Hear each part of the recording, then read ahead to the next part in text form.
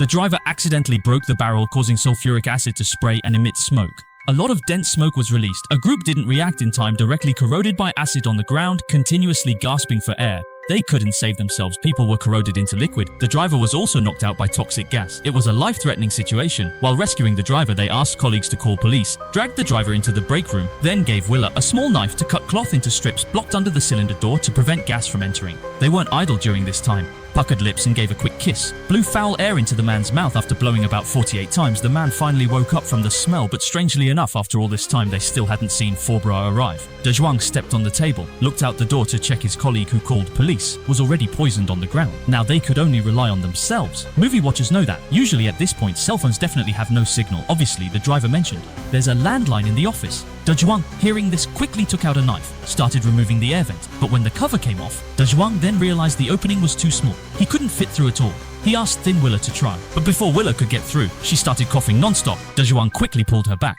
then took out his newly bought 9-handed Motorola phone, used the camera to check inside. It was full of toxic gas everywhere. With no other choice, they found some tape and sealed the vent again. De Zhuang noticed the sulfuric acid on the floor was about to reach aluminum wires. If they touched, it would cause a chemical reaction, triggering an explosion. Time was running out. De Zhuang quickly removed a chair leg to dig a hole in the wall to escape. He chiseled for several hours, finally made a hole for the plastic pipe.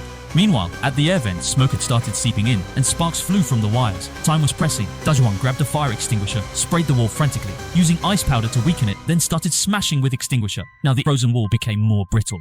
In less than a few dozen hits, De Zhuang smashed a large hole. Hope was right before their eyes, but unexpectedly, the hole was still too small due to the smoke problem. The driver became unwell again, collapsed, and fainted on the ground. Time was of the essence. De Zhuang told Tunnel 2 to get help, while he stayed to save the driver Willa, who came over directly wrapped in a cloak, successfully ran out the door.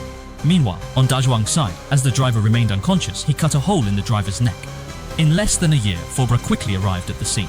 By then, the fire in the building had become extremely fierce. Sparks were flying everywhere. For safety reasons, Forbra cut all electrical connections and disabled the entire elevator. Finally rescuing everyone successfully, a miraculous film takes you into the world of movies.